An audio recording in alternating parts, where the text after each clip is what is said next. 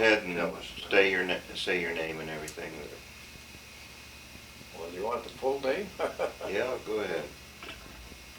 Well, my name is H. Alden Fisher. That is what I'm commonly known by among my folks. And that's the way it is in the local telephone book. And I was born in Los Angeles, California, January the 15th, 1912. In months following, my folks moved back to Syracuse. And my mother passed away in April of 1913. And I lived from that time until I was married with my maternal grandmother.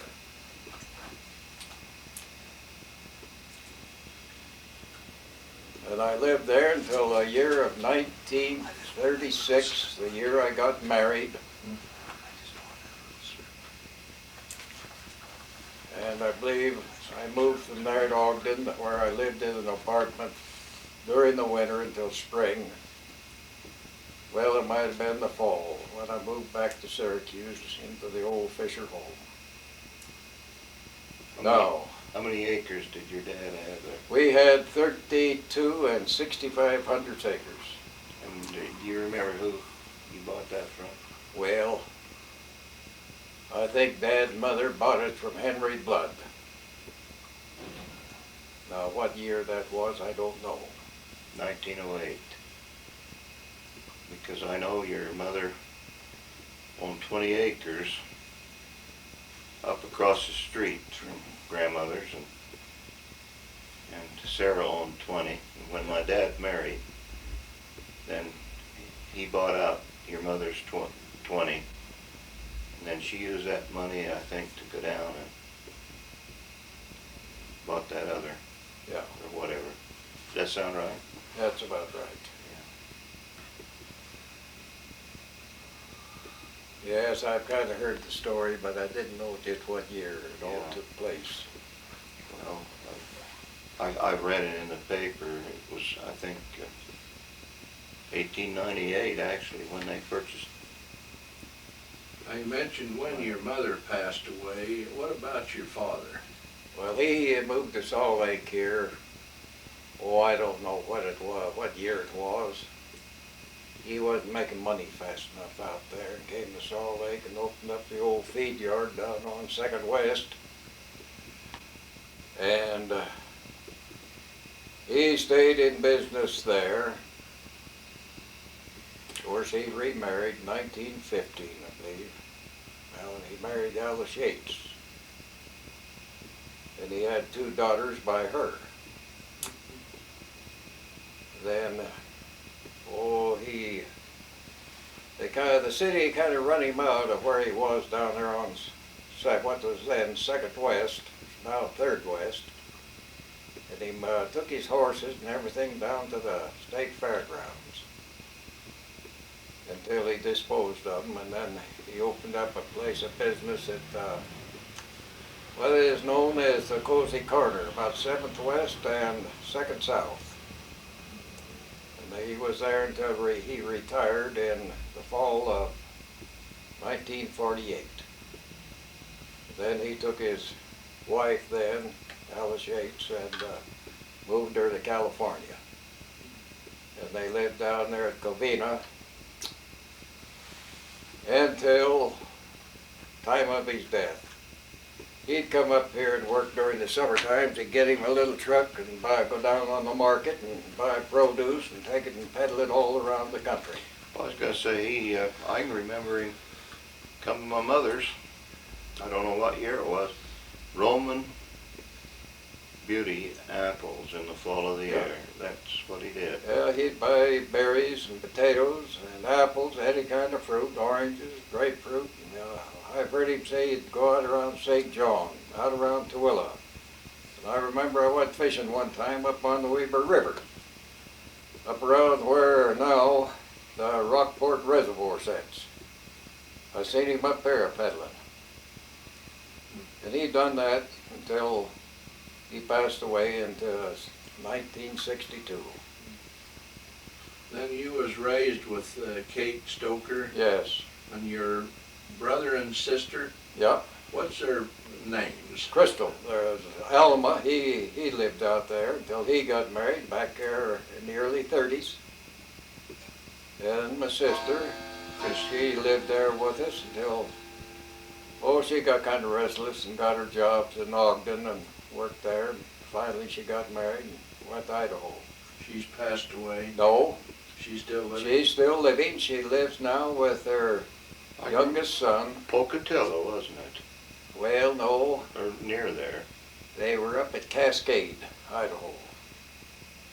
Her husband was a station agent for the UP Railroad. They were there at Cascade for several years until he passed away. I think he passed away in '63. Is Alma the older son? He's the oldest, yes. And then you, and then Crystal. No, Crystal was in between us. And then, The paper said 4, but I don't ever remember one dying, do you? Did you? No, Said she died and left 4 children. no, there was just 3 of us. Of course, now, I don't know what the full particulars was, the cause of Mother's death. I've heard say that she died from a miscarriage, complications of smallpox or something.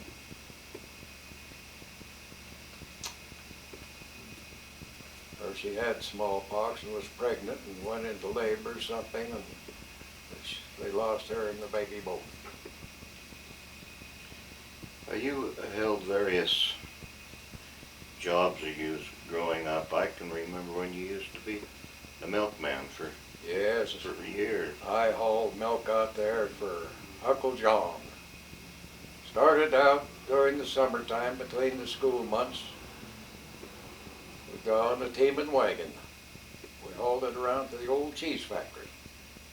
now is this the cheese factory down on 4,000 or on 700 South, just Well, north of the now I'll church? tell you, I am not familiar with the street numbers out there, but it was a street miles north of the store corner and up east of it. Okay, That's the upper one. upper.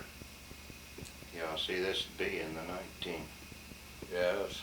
See, they were 20s. making Swiss cheese out there at that time, and then finally American cheese.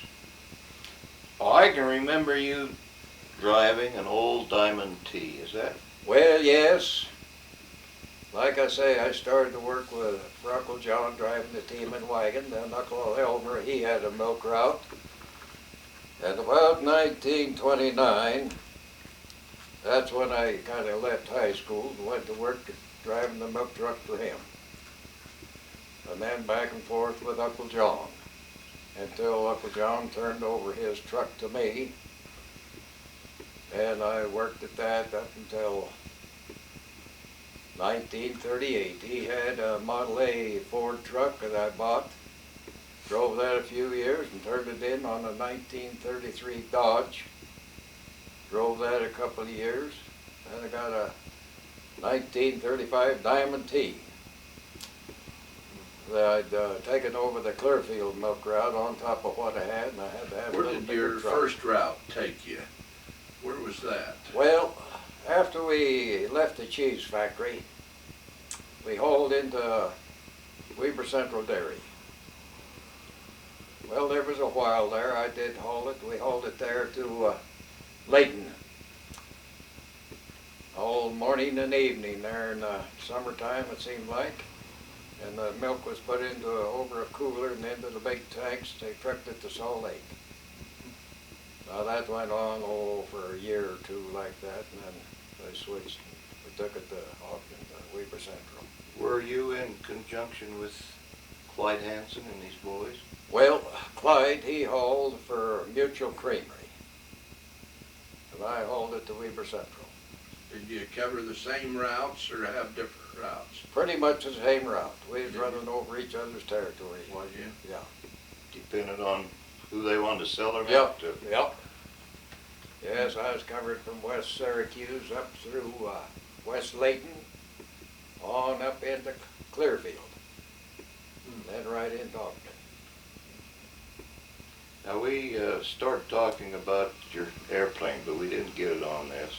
Would you like to sort of repeat some of that? Well, that goes back into 1930 when I started learning to fly, taking 15 minutes a week, instruction time. That went on over about 2 years. Then I bought me an old airplane and had it all fixed up to pass federal inspection. And I got checked out down here at the airport by my instructor. And I flew it up to Ogden. I was stationed up there until I went on this Goodwill Air tour of the WPA airports they'd built throughout the state. Well, I'd been to Preston, Idaho, came back to Ogden, flew on to Salt Lake, and headed for Duchesne. Well, I'd hardly been on the other side of these mountains, let alone over the top of them. And there was a kind of a heavy south wind blowing that day. This was in May, I believe. They were hauling first crop hay out in Syracuse. I headed up through Emigration Canyon up there, 3,000 feet above the airport. As soon as I got over those mountains, over Emigration Canyon, I could feel that plane mushing in. I got in too tight to turn back. I headed to the north rim to catch the updrafts. Didn't make it. It went down the top of the oak brush. Lucky enough, I walked away from it.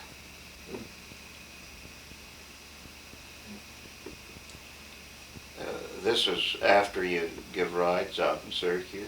Yes. Tell us a little bit about that. Well, now,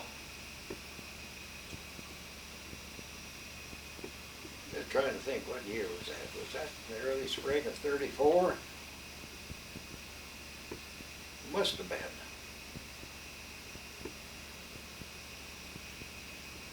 Anyway, one day, one Sunday, after I got off the milk job, went over to the airport there and put in about 15, 20 gallons of gas in the plane. We cranked it up and I flew out around the valley over Syracuse, landed there in Ed Bill's cow pasture, and everybody started to collect around, wanted a ride, so I took them up. Oh, I hauled 3, 4, 5 loads, something like that. That the only Headed time back. you did it? That was the only time. Oh, I remember being there. I was only 6, if it was 34. Yep.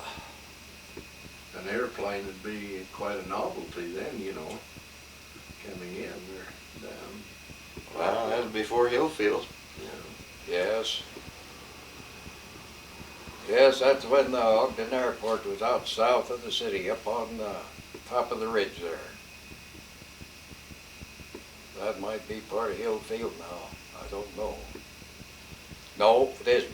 It was on the north side of the South Weaver Gully, down in Weaver Canyon. Hillfield is on the other side. Yeah. Then they moved the airport in recent years down by Globe Mills, down there on the flat. Yeah. Now, Grandmother Stoker, how did she know, or how long before your crash did she know that this was going to happen? And tell us. Well, I don't know. It seemed to me like I'd left the day before. I'd left the day before. We went to Preston, Idaho, and spent the night there. And then I flew back to Ogden and refueled, filled my gas tank, went to Salt Lake and landed. And from there I took off and we headed for Duchesne. And that was the end of it. But she saw in the tea leaves that you were going to cry. Yeah. She told me about it later. Well, that's interesting. She sort of believed in those types of things, Yeah. didn't she? Yeah, she could see that, I guess, that plane sitting there in what looked like maybe the oak brush or up there in the trees. Well, I got out of it, took out my compass. Of course, as soon as I hit the trees, I shut the ignition off. Of course, the plane never did touch ground. They just sitting up there at the top of the oak brush. I had to walk down the wing and jump off on the ground. Then I found my way down to the roadway, what was then Killian's Canyon up here in Immigration, up toward the top end of Immigration. And some people up there see me walking down carrying my grip, and they asked me if I was the fellow that flew over just a few minutes before, and I said yes. They took me down to the airport where I reported in. Then I hitched a ride from there to Ogden. Whatever happened to your plane? Well, my brother and I, a few days later, we went back up and we got the engine. I was going to leave it there rather than try to salvage it and bring it out. Well, finally, the Clark Sessions and a few of the boys out there at that time, they wanted to get it and rebuild it. So they went up and got the plane. They had to take it all apart, carry it out piece by piece, take the wings off. Well, they finally got it out and brought it to Syracuse. Then they decided they didn't want a thing to do with it. So I gave them a little bit for their time and effort, not near as much as I guess at that time was worth. Took it over to the airport there at Ogden, gave it to them for spare parts. Engine and everything. Well, I understood later that some other fellows there in Ogden, some young kids, got a hold of it and took it downtown into one of the garages and rebuilt it. I happened to be up to the airport one time and there it was, sitting out there on the field. They offered me to fly it, but I said no. That was the last time they ever had to hold a stick. Do you have a picture of your plane and you, by chance? Well, the only picture I've got of me, and it's in the shadows.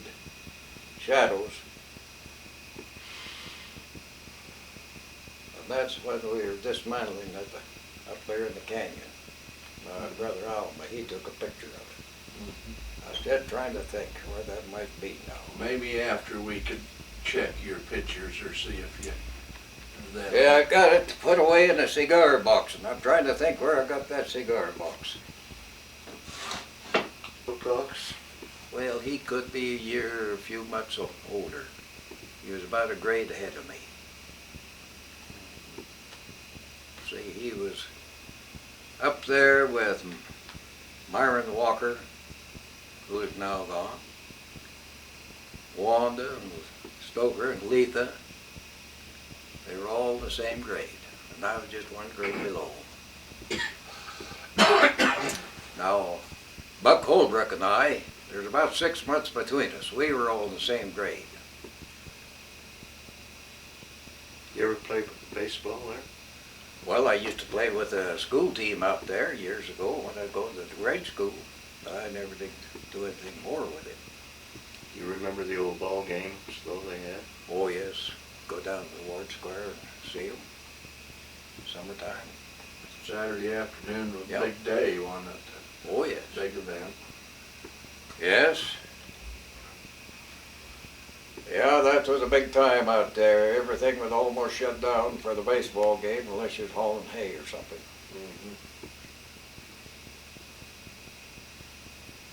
Yep. What teams did they play back then?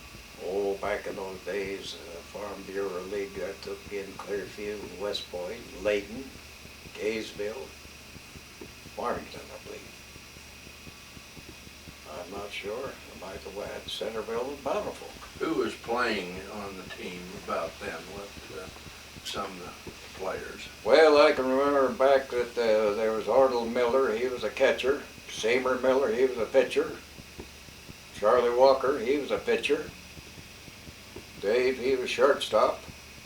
Dave Wilcox. Dave Walker. Walker. Yeah. Was White Barber playing? White Barber, he was third base, I believe. Glenn Briggs was first base. And when Charlie Walker wasn't pitching, he was out in center field. He had a good arm. He could throw 'em in.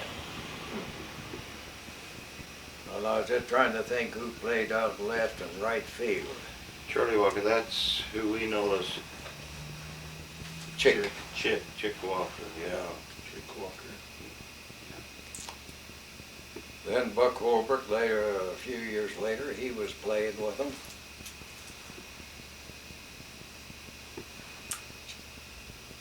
Oh, I don't know. Is that when the diamond was over there where you hit it down towards, over the hill? If you got it over the hill, you got a home run? That's about right. And Eli Cooper had a horse pen or? Well, he was living in a little, well, it was, I might say, a double garage that was built into a house. It was just across the road there, or across the fence from the ballpark. It was on Ebba Walker's property, or that is, he might have bought a piece of it, but between her and the amusement hall down there. When you mention the amusement hall, what's some of the activities there they done at the amusement hall? Oh, I can remember back there they played basketball there. When the old North Davis High School was there, they played their basketball games there. Then after that shut down, of course, the M-Men team, they played their basketball games there. Then we had dances there about every Friday night. I know there, well, Uncle Osler was bishop. I was kind of custodian of that there hall. I'd go down, sweep it out, fire it up. I'd put on dances there for 1 or 2 winters. I think about 2 winters. Have I kind of shows? done it in conjunction with the M-Men class, but I done the work. They have picture shows. Well, yes, during the summertime and maybe in the wintertime, there was a fellow that came out from Ogden. He had his machines. He had 2 machines, and we'd carry him upstairs, up into that little motion picture room, as they call it. And there he'd put his shows on from there. What about smokers back then? Boxing. Oh, they might have had one once in a while. Seemed like Leon White used to do a little wrestling. Joe Cook. I think they did have a wrestling match or 2 going on out there. And one time, Ira Byrne brought some of his boys out there on an exhibition. This was back there in about 32, 33.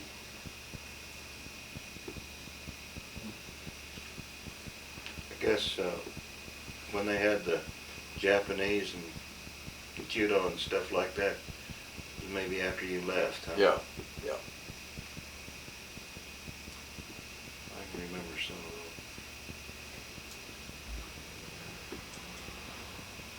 those. Well, let's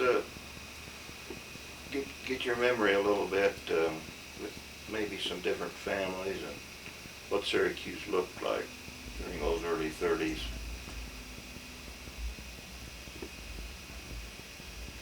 Well.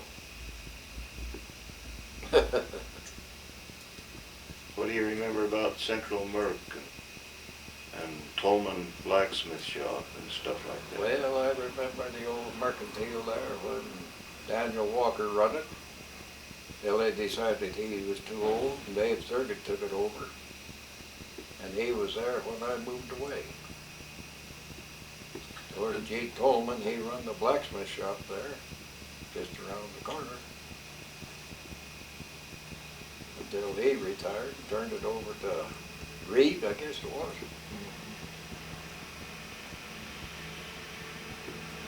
By the way, I talked to Reed and Ez, and each one said they thought each of their brothers had some of that old stuff.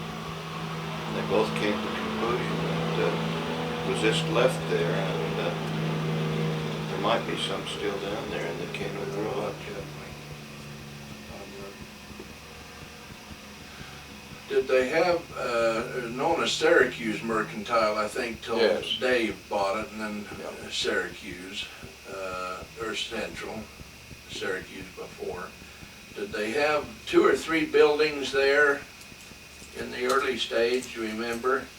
Well, they were just that one building with a little lean-to on the south, kind of a, what you might call a back room or something, where they had kept hardware, nails and such. Then to the south, there was a lumber shed where they kept dimension lumber. Then out in the back, there was another building there where they had their coal and ice. They had a big pile of sawdust that they buried ice in back out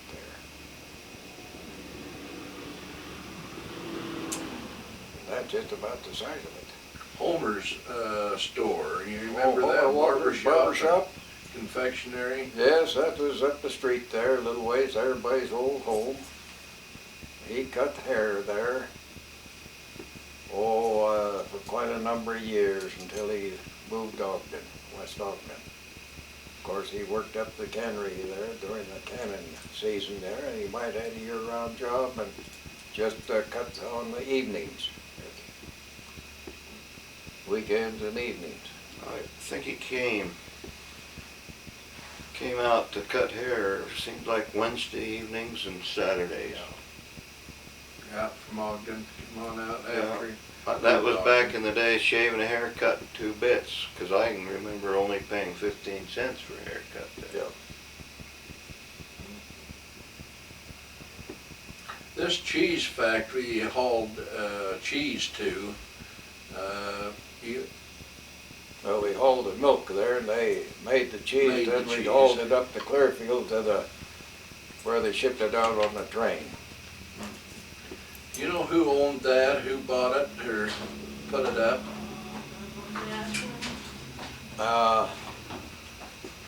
The first fellow in there was named Spar. He was Danish or Swedish, I think. He made the Swiss cheese. B-A-A-R? S-P-A-H-R.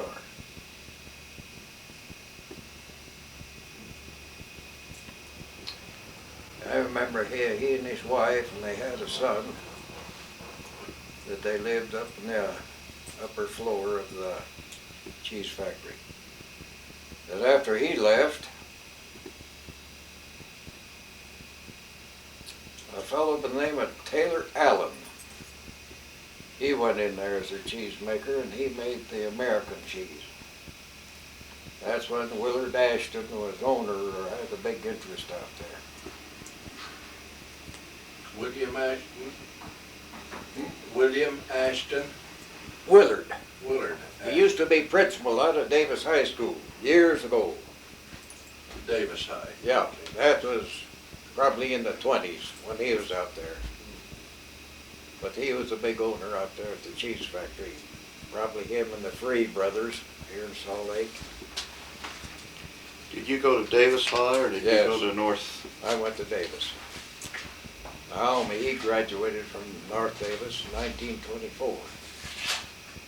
That's about when I quit, Yeah. 1925.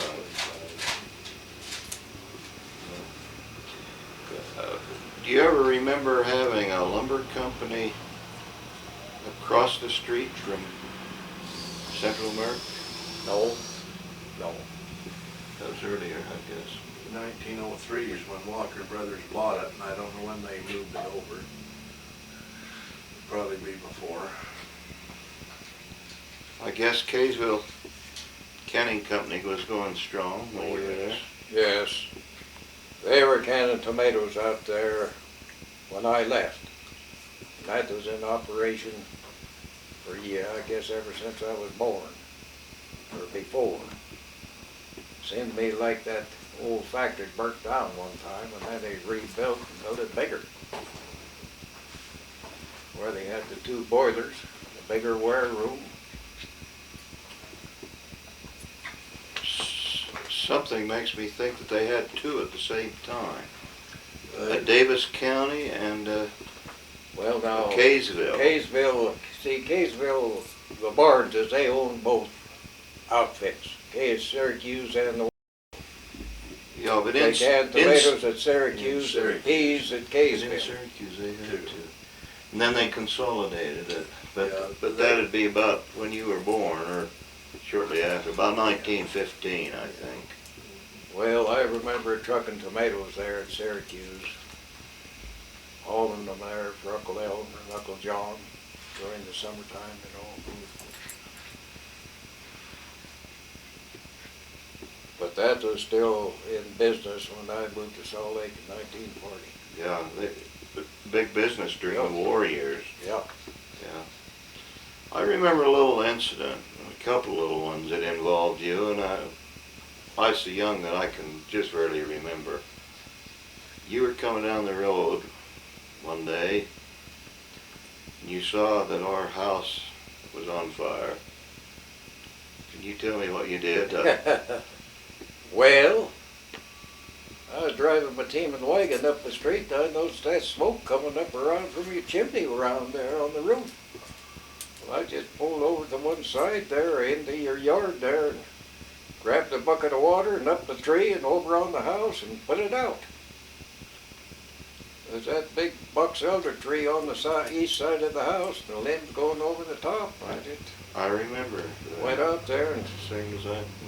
it was just a hot spark out of that chimney. It started those shingles smoking. And, Well, might have had a little blaze there, but a bucket of water put I it out. remember my dad reprimanded my mother because they used to clean out the flue and they put a piece of inner tube in there. Yeah, And I think that's what she did. well, maybe so. And sparks really flew. And those wood shingles. And then somehow you were involved in an accident right in front of our house with runaway horses. And I can remember a tongue coming right into the ditch. But I was so young. Do you remember anything about that?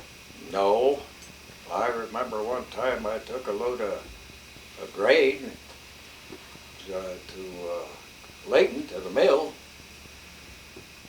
It was a rubber-tired wagon and a beat box on it. And coming down off the viaduct, it got to rolling up on the horses too much, and the tugs got to slap them on the legs, and they kind of got going on a gallop, and all I could do was hold them down that street and hold them straight till they kind of gave out and tightened up on the tugs.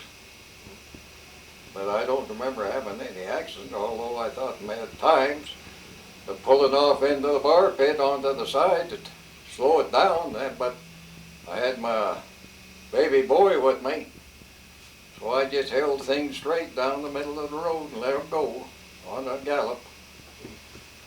But I don't remember any accident or Well, anything. you may not have been involved, but when you're that young, it's hard to remember. Well, this was after I was married in the late 20s. I mean, when I was that Oh. young. How long did you live with Grandmother Stoker? Oh, I lived with her up until I was 24 years old. That was the year I got married, and I lived with her a few weeks. Well, she wanted to go to bed with the chickens. That was in the summertime, you know. I got married in the 29th of May. My wife, just a young girl of about 19, and she couldn't take it. Finally, I rented me an apartment in Ogden, a furnished apartment. We lived there until the winter time, until I got my house out on the farm there vacated. I think Uncle Everett and Aunt Emma was living there at the time. Then they moved over into the Smith place. And I done a little remodeling there, put in a new kitchen cabinet, and cut a door through kind of an archway between two rooms, and moved out there, and I think it was just before Christmas. This would be probably in 36 or 37. When 37, I guess. When your dad and mother lived there is when the brick home was built? I think so, yeah.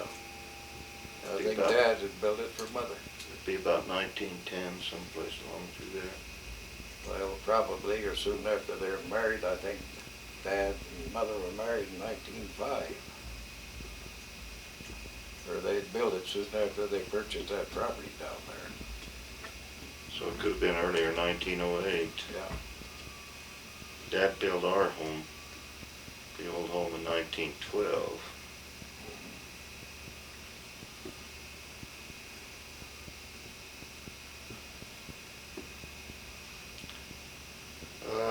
Let's talk about some of the people, possibly, that you can remember that you had some close dealings with, other than Uncle Ozra and Uncle John. I never had any dealings with any of them up there. Oh, I had some dealings with them, yes, hauling their milk for a number of years there. But Uncle I Joe, never had too much to say. I just done my work and kept my mouth shut. yeah, you were a hard worker. Uncle Joe Bodley carried milk too. Do you Yes. remember that? Yeah, he hauled milk down there. That's the route that Uncle Elmer took over. Is that how it was connected? Yeah. And then you took over from. No, after Elmer got through hauling, he turned his route over to Archie King in West Point. And he operated that route and hauled it in Dogton there to Weaver Central. And I took the one Uncle John had. Of course, Uncle Osro might have had it to start with. He kind of handled the milk end of it out there. And I know one time winter out there, and I was just a kid. They hauled it up there to his place, and he had a couple of separators out there in one of his sheds.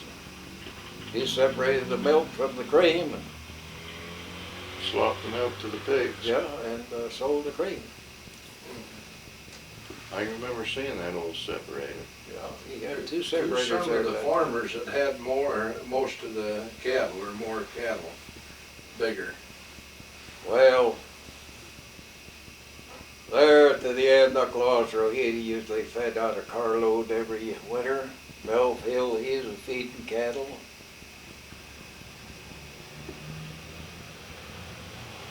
He was the greatest feeding cattle they might have fed. Roy, I think, Yeah. even before Yeah. before Lawrence's time, and that's where Lawrence got his from. Bill even did it for a few years. Yeah. Then he started feeding sheep there at the end, didn't he?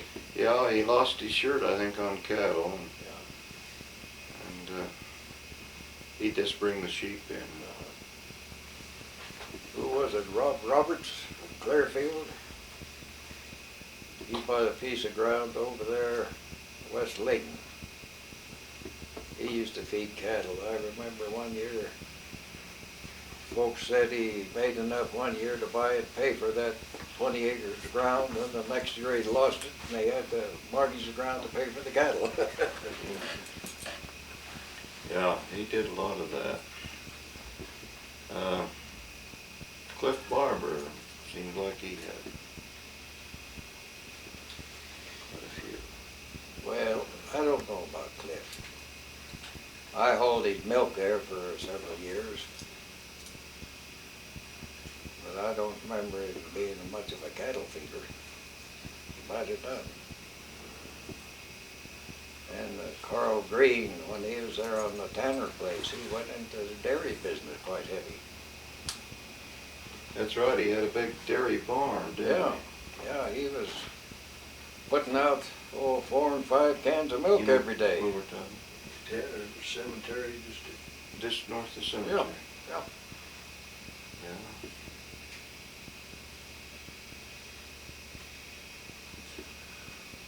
Where was you baptized? I was baptized in Bill Criddle's pond. Grandpa Cribble. That's my grandfather. Yeah. In his pond, huh? Yep. That cement one right in front of his house? Yep. They, what time of year was it? Oh, this was in the summertime. This summer, huh? Yeah. I was about 8 years old then. I remember being, along with several other kids, baptized in that pond.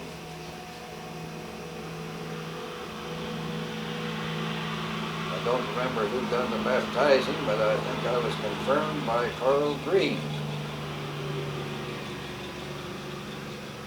Oh, he married one of the Bricks girls, didn't he? No, you're thinking of Ralph. Yeah, that's right. Carl was his older brother. He was an older brother. He lived there in that place that Arthur Anderson bought. You know where Arthur Anderson lived there, just south of the cemetery on the east side? Yeah. Well, that was Carl's place. And he sold that Was and up went up into north on Clearfield. that other street. Yeah, above. Yeah. Almost up to K. Nielsen someplace. Up that street. Where K. Nielsen used to be up around the corner, I guess it was. Yeah.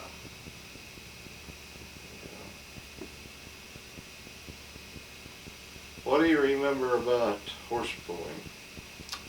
Oh, not too much about that. I know Glenn Briggs, he used to have a pulling team.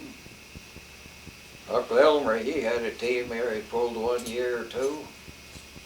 Till that brain fever hit the horses and killed them. I know it took his best horse, old Dick we called him, about a 2,000-pound horse, a pulling horse.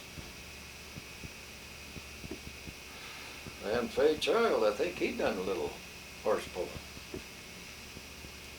I know he always drove a nice looking team. You know, he's still going? Fay, Fay? he was then. I mean, he's still alive. I don't know, I haven't Yes. seen Yeah, him. he is. I was telling you. That's my uncle.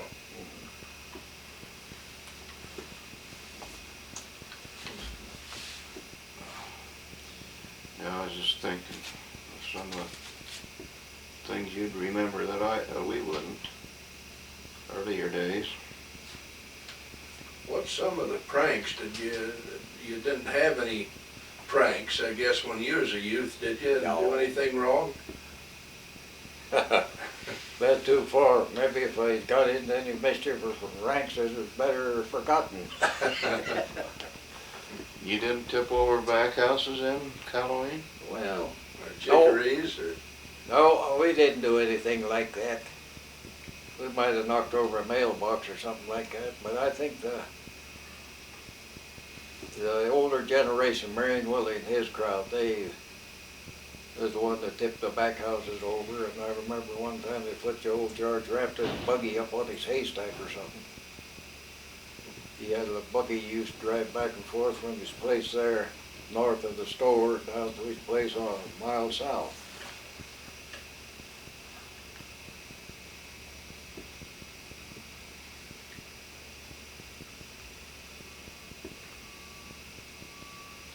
Here's an area that we need to talk a little bit about. Maybe we don't know too much, but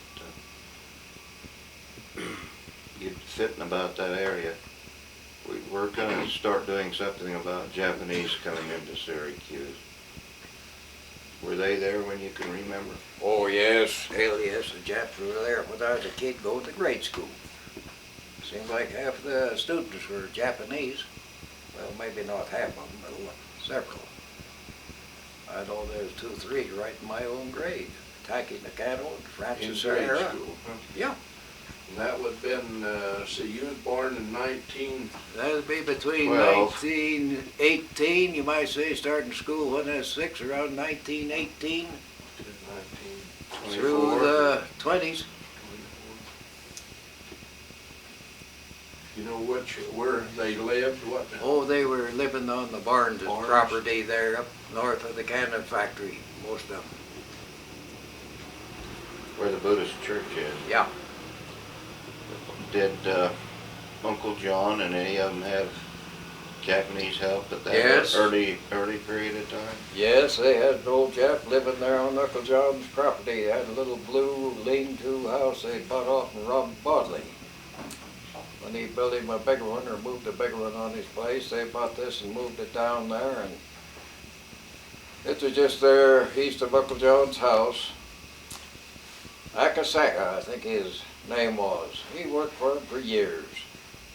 And then they went to California just before the war, and then they came back, didn't they? Then there was another Japanese they had there. I know he done my work down there one summer, or 2 summers, handwork. I can't think of his name now. Of course, after I left there, Dad rented the place to another Japanese,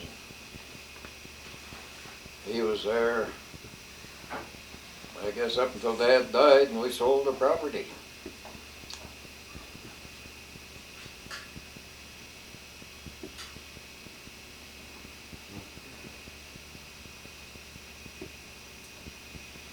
I'm just trying to think of some areas we need. Alvin Waite, he bought the farm from us. Yeah, he finally built a home there. One of his grandchildren's living in that one now. I think Ellis Holbrook's boy bought it from Alvin. But the other, and he lived in that house for a while, and then he built him a Yeah. home. The home's still there. Yeah. But I, You're renting. is it, they're renting it? Somebody is, yeah.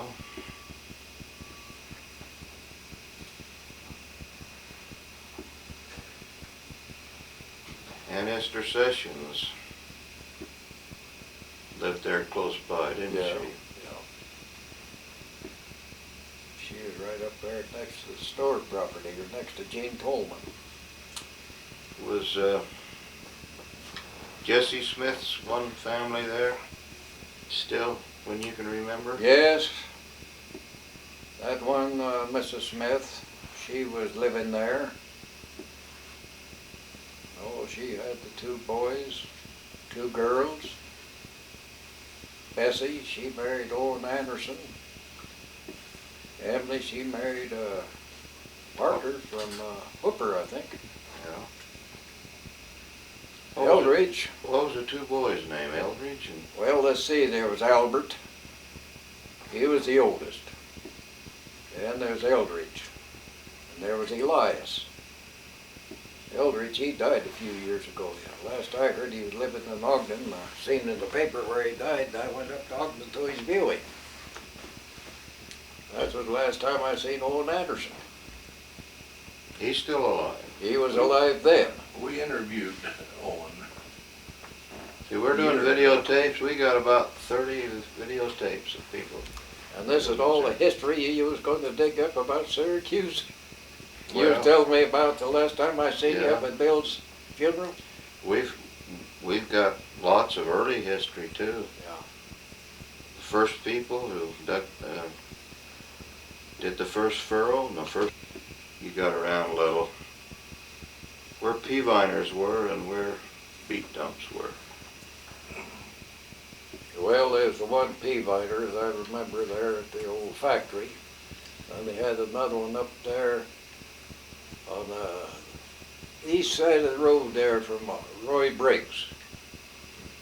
That's where they piled a lot of beets for a few They years. had beets and peas there, both Yeah. east of Roy Briggs. Yeah, they had a pile there, maybe 5,000 tons. And they had another one down there at the store corner on the east side there, somewhere on the Hurbert property. Where's that? Just across from Central Merck. I remember that one. Oh, I don't remember that. Central Merck? Yeah, Just it was on east, the it east was side there on the Holbrook. Holbrook About farm. where Joe built his new home. I remember that one. Yeah, The pea binder there, huh? no, not a pea Beet viner, dump, just a beet pile dump. of beets. But the only pea viner I remember was up there on that corner there across from Roy Briggs, east of him. And there might have been one down there on the George Bennett property, south. There of mine. was. I'll tell you one. I'll jog your memory. They were Del Monte. Woods Cross had one up on Delbert Criddle's property, or Lawrence Criddle's, one or the other, just across from the cemetery. Do you remember one there? Well, there's a possibility that there was one up there, but I don't hardly remember. You ever heard of that? Yes. And then one down at Bennett's.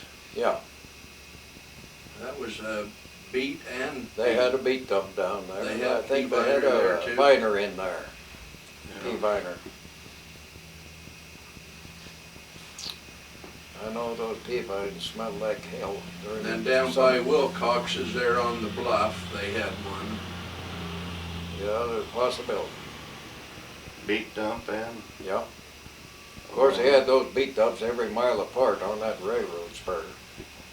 From Kerr's down there, then they went up to one that Steed's there. Then one by the cannon factory, then a mile east, what they call Clark. Would that be where Faye Childs used to own land? Yeah. Where's that now? You know where Tom Faye- Briggs is, we lived? Yeah, Well, they had a beat dump right there on that railroad. They went down through there. Brixton's deed there. They called it the Steed, the dump, but it was near Tom Briggs. Yeah, but you're talking about 2 miles up above. That's 2 miles east of Kerr's, Oh, yeah, yeah. And north. because there wasn't anything between there, only salt grass By the pasture. bluff. Yeah. Well, I was thinking there's something up another mile east of the canning factory. Well, yes, there was. They called that the Clark dump, Yeah. because the Clarks owned that property up there. They was about the nearest ones to it.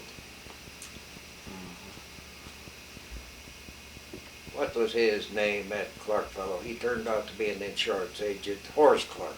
He owned that property in there.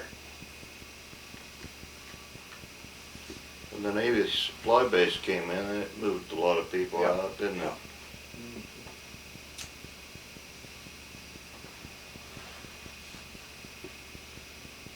Yeah. Well, that's about what we've come up with. There might be a new one in there.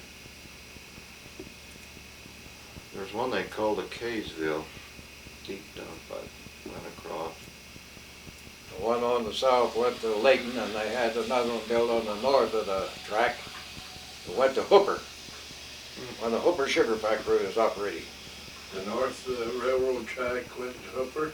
Well, yeah, that spur line that went down from Clearfield clear to Kerr's, they had a spur track on each side of the main line. And the one on the north went to Hooper Sugar Factory. The one on the south went to Layton, until the Hooper factory closed up. There at the barns. Yeah, yeah. Do you remember there at Steed's? Railroad going over as far as High Bennett's? Well, there was a spur that went below Steed's there, cut off, and went around into West Point. Was it They had a candy below the factory. bluff or on top of the That was bluff? below the bluff. In the pasture area? Yeah. What's that? That spur, railroad Oh, yeah. line. Yeah. We know quite a bit about that, but Yeah, that went over into West Point. They built a factory over there on it, somewhere. They probably had beat dumps over there. okay. You remember anything about Ed Bill's or William Miller's fruit farms? Well, I remember Ed Bill's living down there on the bottom. I used to haul his milk. And Bishop Miller there, up there, then Seymour Miller down below there, Harville's dad.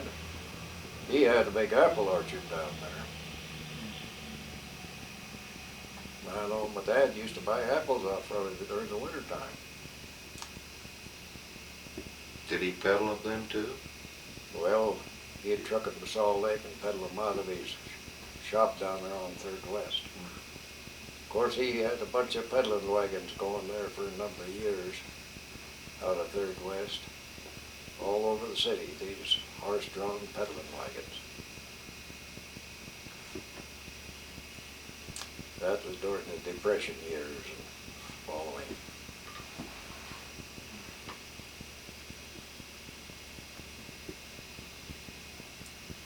Well, we've covered a lot of We appreciate territory.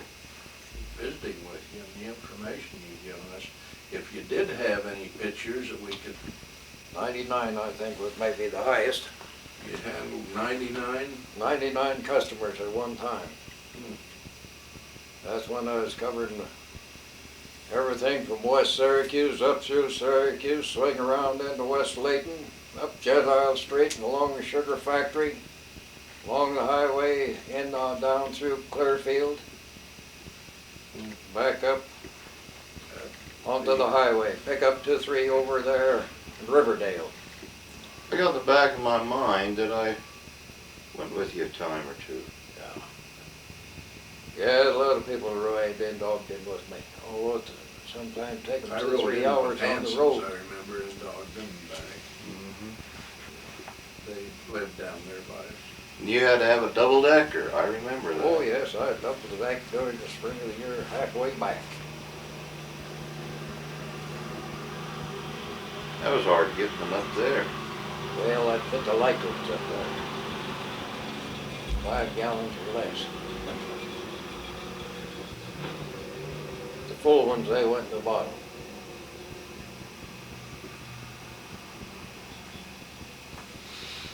Yeah. Okay. I think we've